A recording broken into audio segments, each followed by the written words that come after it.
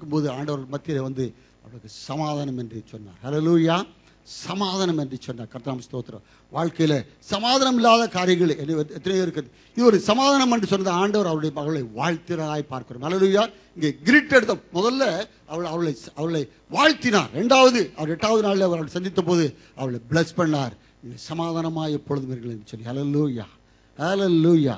அங்கே எபிரேய மக்கள் அல்லது யூதர்கள் சொல்லும்போது ஷாலோம் என்று சொல்கிறார்கள். அப்பதான் சொல்லும் சாலோமின் ராஜா. ஹல்லேலூயா. ஆண்டவருக்கு பேர் அவர் ஷாலோம். யெகோவா ஷாலோம், சமாதானம் தருகிற கர்த்தர். ஹல்லேலூயா. இங்க இருக்க அரபிகள் ஷாலோம்னா அலைக்கும் சலாம், சலாம் அலைக்கும் என்று சொல்கிறார்கள். கர்த்தருக்கு ரெண்டு ஒரே மீனிங் உள்ளது. ஹல்லேலூயா.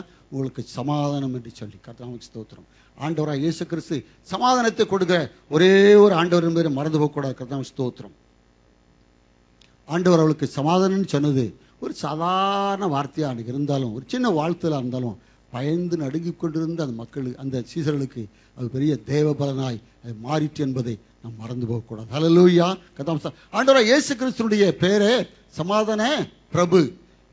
ஏசாயா 9:6 இருக்கு. அவர் சமாதான பிரபு. கர்த்தருக்கு ஸ்தோத்திரம். ஆதியாகமம் 49 அதிகாரத்துல யாக்கோபு தன்னுடைய பிள்ளைகளை கூப்பிட்டு அவளை ஆசீர்வதிக்கும் போது சொன்னான் சமாதான கர்த்தர் என்று சொல்லி ஆண்டவரை சொன்னான். ஹல்லேலூயா. சமாதான கர்த்தர் என்று சொன்னான். மீகா தீர்க்கதரிசி 5:5 சொன்னான் அவர் சமாதான காரணர் என்று சொன்னார். ஹல்லேலூயா. ஆண்டவர் சமாதான காரணர். ஹல்லேலூயா. தேவனாய் கர்த்தருக்கும் மனுக்குலத்திற்கும் நடுவாயிருந்தான அந்த காரியங்களை ஆண்டவர் நம்ம அவரோடு கூட சமாதானமாய் ஆக்குவதற்கு தன்னுடைய ரத்தத்தை சிந்தி, அவருடைய சொந்த ரத்தத்தை சிந்தி அவருடைய சமூகத்திலே கொண்டு போனதுனால தேவனோடு கூட நமக்கு சமாதானம் உண்டாக்கும்படி ஆண்டவர் உதவி செய்தார். ஹல்லேலூயா. ஹல்லேலூயா. இன்றைக்கும் அவருடைய வலது பாரத்தில் உட்கார்ந்து நமக்காய் பரிந்து பேசுகிற நல்ல அந்த இயேசு கிறிஸ்து சமாதான பிரபு. ஹல்லேலூயா. கர்த்தருக்கு ஸ்தோத்திரம். ஆண்டவருடைய சமூகத்தில் வரும்போது ஆண்டவர் கொடுக்கிறதான சமாதானம் அது இந்த உலகத்தில் கொடுக்கிற சமாதானத்தை போல அல்ல. இன்றைக்கு சமாதானத்தை தேடி எத்தனை பேர் என்னென்னமோ காரியங்களை செய்து கொண்டிருக்கிறார். ஹல்லேலூயா. சில மதுக்கு அடிமையா இருக்கான், சில ட்ரக்ஸுக்கு அடிமையா இருக்கான், சில பேர் செக்ஸுக்கு அடிமையா இருக்கான், சில பேர் என்னென்ன காரியங்களுக்கோ அடிமையாய் போய்கொண்டிருக்கிறார்கள். இன்றைக்கு அந்த டிப்ரெஷன்ல போகிறவர்கள் எத்தனை ஆயிரக்கணக்கான லட்சக்கணக்கான மக்கள் நம்ம பார்க்கிறோம். அவர்களுக்கெல்லாம் கிறிஸ்து இல்லாதனாலே, அந்த சமாதான பிரபுவாய் இயேசு கிறிஸ்து இல்லாதனாலே கர்த்தருக்கு ஸ்தோத்திரம். ஆண்டவராய் இயேசு சொன்னார் என்னுடைய சமாதானத்தை வைத்து போறேன்னு சொன்ன யோவான் 14:27 வாசிக்கலாம். யோவான் 14:27. ஜான் 14:27. சமாதானத்தை உங்களுக்கு வைத்து போகிறேன். சமாதானத்தை உங்களுக்கு வைத்து போகிறேன். என்னுடைய சமாதானத்தையே உங்களுக்கு கொடுக்கிறேன். என்னுடைய சமாதானத்தை உங்களுக்கு கொடுக்கிறேன். உலகம் கொடுக்கிற பிரகாரம் நான் உங்களுக்கு கொடுக்கிறதில்லை. உலகம் கொடுக்கிற பிரகாரம் நான் உங்களுக்கு கொடுக்கிறதில்லை. உங்கள் இருதயம் கலங்காமலும் பயப்படாமலும் இருப்பதாக. ஹல்லேலூயா. உங்கள் இருதயம் பயப்படாமல் கலங்காமல் இருப்பதாக.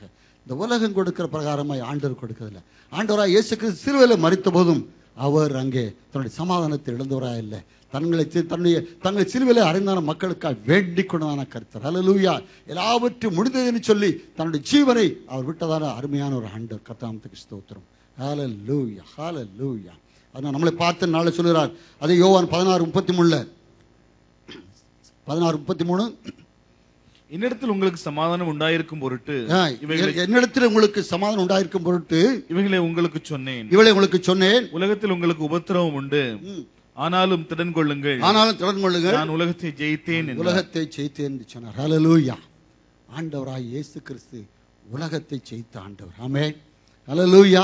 நாம் பயப்பட வேண்டாம் என்று சொல்றார். நமக்கு சமாதானம், அவருடைய சமாதானம். கர்த்தருக்கு ஸ்தோத்திரம். முன்பா வாசித்தோமே அதே அந்த பிலிப்பியர் நிருபத்தில் பாருங்க, நீங்கள் ஒன்றுக்கும் கவலைப்படாமல் ஹல்லேலூயா எல்லாவற்றையும் குறித்து ஸ்தோத்திரத்தை கொடுத்து ஜெபத்தினால் விண்ணப்பத்தினாலும் தேவனுக்கு தெரியப்படுது. அப்பொழுது எல்லா புத்திக்கும் மேலான தேவ சமாதானம் உங்கள் இருதயத்தையும் சிந்தையும் ஆளக்கடவது. ஹல்லேலூயா. எதை குறித்தும் கவலைப்படாம பயப்படாம சந்தேகப்படாம ஆண்டவரிடத்தை சொல்லும்போது கர்த்தர் நிச்சயமாய் நம்மை ஆசீர்வதிப்பார். ஹல்லேலூயா. கர்த்தருக்கு ஸ்தோத்திரம். ஆண்டவர் நம்ம எப்பொழுது சமாதானமாய் வைத்திருக்கிற நல்ல ஒரு ஆண்டவர். கர்த்தருக்கு ஸ்தோத்திரம். ஆண்டவராய் இயேசு கிறிஸ்து நமக்கு சமாதானத்தை உண்டு பண்ணும் ஆக்கியம் அவர் மேல் வந்ததுனால தான் நம்முடைய பாடுகளை ஏற்றுக்கொண்டார் என்பதையும் நாம் உண்மையாக உணர்ந்து கொள்ள வேண்டும். கர்த்தருக்கு ஸ்தோத்திரம். இன்றைக்கு சமாதானம் இல்லாத மக்களை பாருங்க. யாராவது ஒரு நல்ல நீதிமான் சமாதானம் இல்லாமல் இருக்கிற அறிந்திருக்கீங்களா? உண்மையாக கர்த்தருக்கு பயப்படுற மனுஷன் சமாதானம் இல்லாமல் இருக்கிறத பார்த்திருக்கிறீர்களா? உண்மையான பக்தி உள்ளவன் சமாதானம் இல்லாமல் இருப்பதை பார்த்திருக்கிறீர்களா?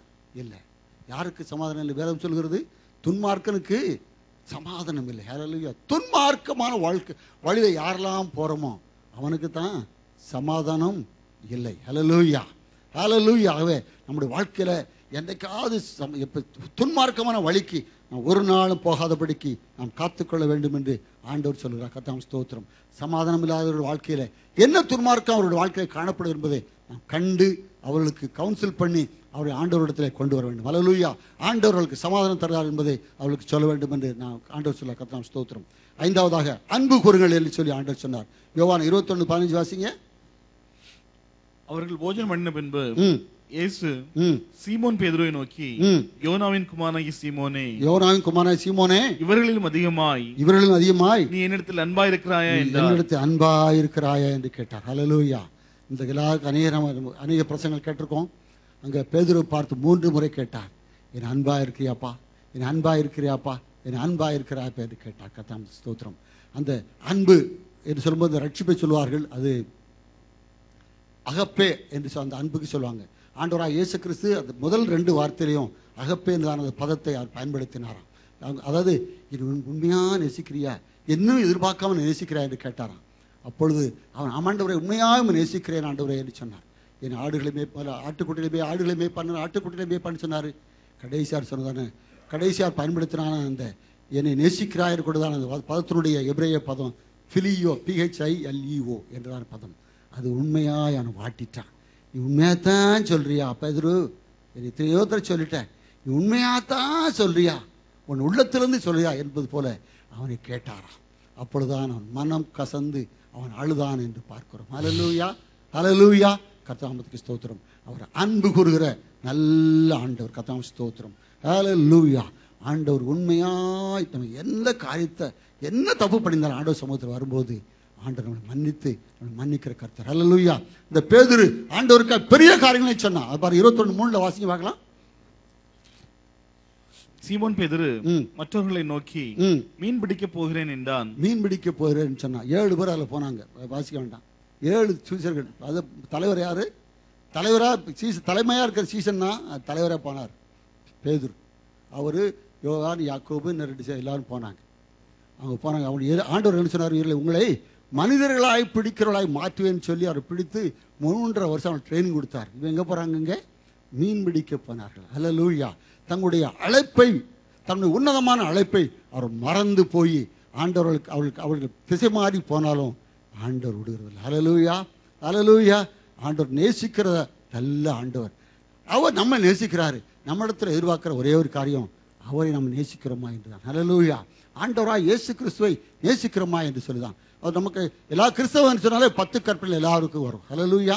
எல்லாருக்கும் அது வருமா வராதா? 10 கற்பனை. அதுல முதல் கற்பனை என்ன? உபாகமம் 6:5 வாசிக்கலாம். டியூட்ரானமி 6:6-5. நீ உன் தேவனாகிய கர்த்தரிடத்தில் உன் முழு இதயத்தோடும் உன் முழு ஆத்துமாவோடும் முழு பலத்தோடும் அன்பு கூறுவாக என்பதே.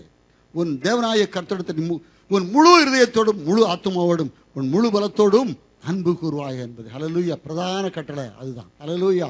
ஆண்டவராய் இயேசு கிறிஸ்து புதிய ஏற்பாட்டில் அவர் சொல்லும் போது, நீ உன்னை நேசிப்ப ஒரு பிறனையும் நேசிக்க வேண்டும். இந்த 2 பிரமாணங்களில், இந்த 2 கட்டளைகளில் எல்லா தீர்க்க தரிசனங்களும் எல்லா காரியங்களும் அடங்கி இருக்கிறது என்பதை நாம் அறிந்திருக்கிறோம். ஹல்லேலூயா, ஹல்லேலூயா. கர்த்தர் ஸ்தோத்திரம். ஆண்டவர் நம்மிடத்தை எதிர்பார்க்கிறதான காரியம் பொன்னோ பொருளோ அல்ல, உன்னுடைய பலியையும் அல்ல. பலியின் மேல் நான் பிரியப்படுகிற தேவன் அல்ல என்று சொல்லி வேதத்திலே நான் பார்க்க. அதை போல இன்னொரு பெரிய ஒரு பிரசங்கம் ஆகிட்டு இருக்கும்.